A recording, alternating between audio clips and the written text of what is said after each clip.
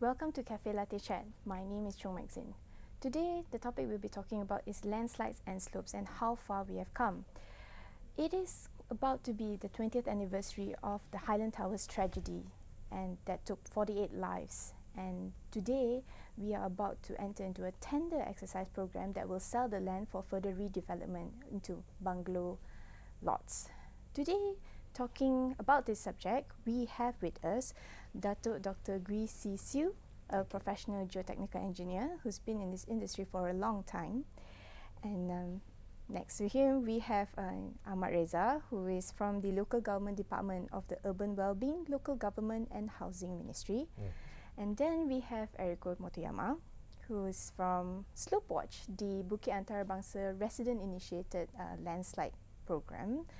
And then we have from the Ampang Jaya Municipal Council Slope Division, Encik Zafrul Fazli. Yes, thank you.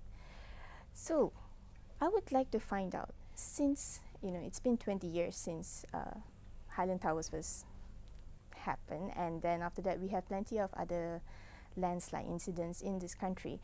How far have we come to improve our system as well as our attitude towards the development or maintenance of slopes since these tragedies? I think probably we should look at the two main areas. One is the new development.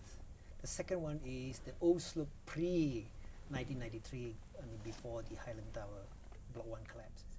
In the new development, I think they have done quite well because the guidelines, the procedures, has been in place since 2010. So that was 7 years, more than 7 years. That was 2010. You see, now it's 2013. So it took a long time before we got a guideline to tell the developer how they should to handle this hillside development. So that part I think done pretty well, but there's still a lot of room for improvement. Meaning to say they make that guideline concentrate more on safety issues. So that is the new development. But I think there is very little done on the old slope pre-1993. So there's not much done. Of course, the other issues is the maintenance, which is a lot need to improve. I'd like to ask a bit about these guidelines that came out, you'd say 3 years ago. Does this guideline, it's more of a national level kind or a state level kind? What does it address? Perhaps Mr. Ahmad Redza, you'd like to give your thoughts on this? Yes, okay, thank you. Regarding the guideline that you mentioned, I think our ministry, which is the Urban Wellbeing, Housing and Local Government, did studies on the issues of slope development in our country. So we did find out that there's a different approach maybe by different states, different local government. So I think it was in around 2009 where this ministry actually come out with a guideline on hillside development. So this guideline was drafted with the involvement of a lot of stakeholders, the other agencies, department, and some professional bodies. So the aim of this guideline is to actually make a standard practice as a guide to everybody. It could be the local government, it could be the consultants, the developers, even to the public, so that we can have some approach on how to address the issues on the development on hillside.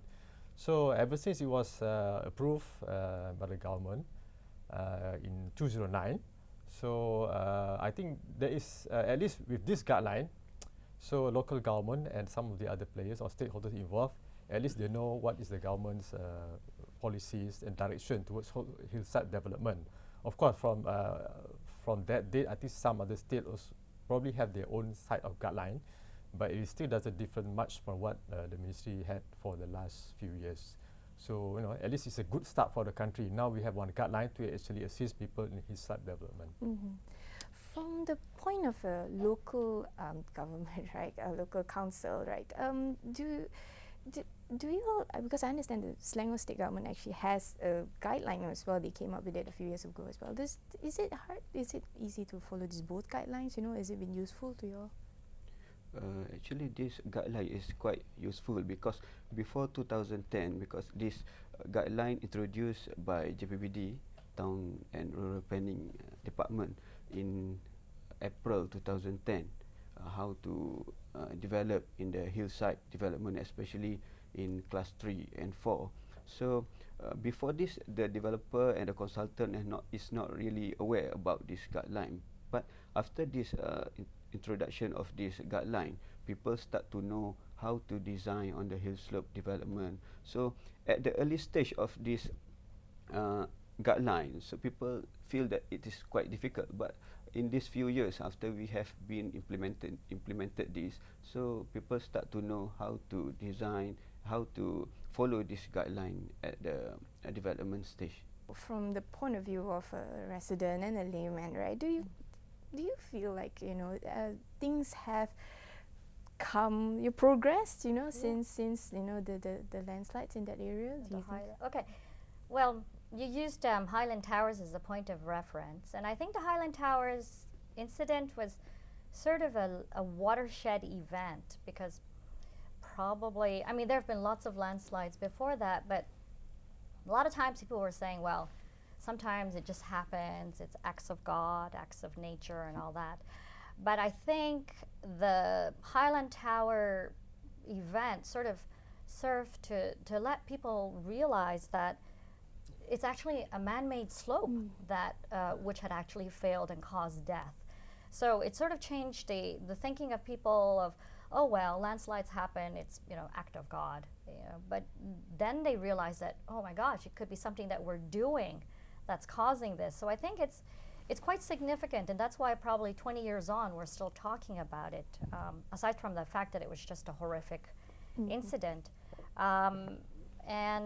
So the awareness of the fact that man-made structures or man-made slopes can actually cause devastation has risen since then, but the habits or of good construction practices or whatever practices in slope, perhaps it's not catching up. It's not still not there yet.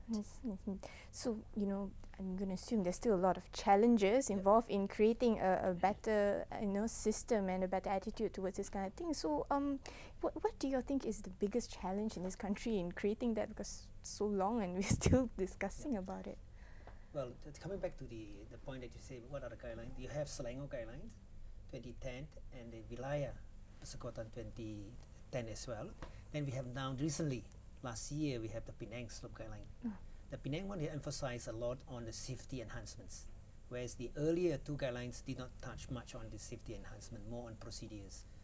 So I think the challenge now, is basically you have the tackle, as I said, the new development. What about the old? The challenge is on the old slopes.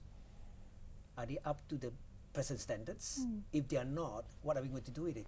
We do not want to wait until there are some more landslides on the old slopes that then we take actions. So we need to take proactive actions to look at the old slopes. Apart from what we have mentioned, that the guideline need to improve, need to refine, because it's a bit more. I would say that personally, I'm involved with that. Developments, they are a bit clumsy. Selangor and Wilayah nets need improvement. That's fine. But the existing old slope pre-1993, which is a Highland Tower, before the Highland Tower event, and that need a lot of challenge to improve, to look at the issues, and don't wait until the next major landslide that we do something. Okay, in terms of, say, proactiveness, are you saying in terms of authorities or the people themselves, the public? Who needs to? Where's our challenge here? What can?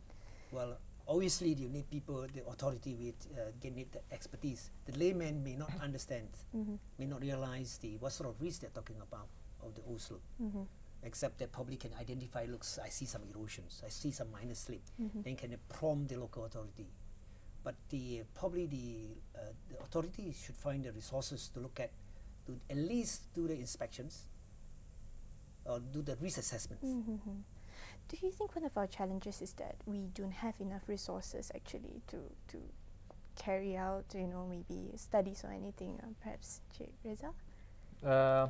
Okay, in terms of resources, we have about 149 local government in the country. And of course, every local government, we have our technical staff and the non-technical staff. So the manpower is there. So, but we have to look at the system. I think from what happened last time in Highland Towers, the government has actually improved. Of course, like Dr. Datuk mentioned just now, when you talk about landslide, it's either man-made or it could also be natural landslide. So in terms of man-made, what we are trying to do, in fact we have done, is to actually improve the system.